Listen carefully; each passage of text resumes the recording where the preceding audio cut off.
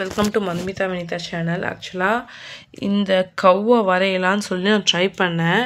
But ஆனால் இப்படி வரைஞ்சிட்டேன். எங்கே என் கான்சன்ட்ரேஷன் போச்சு, அப்புறம் எங்கே என்னோடய எல்லா ப்ராக்டிஸும் போச்சுன்னு தெரில. So I need more practice.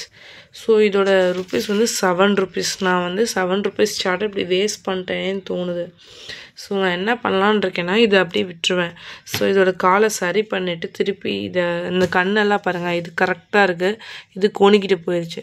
So இதெல்லாம் ஃபுல்லாக கரெக்ட் பண்ணறதுக்கு எனக்கு டைம் வேணும்.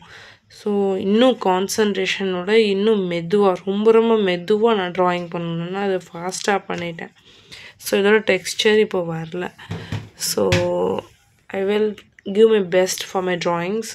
நான் கிரேட்டாக வரைஞ்சதெல்லாம் நிறையா இருக்குது.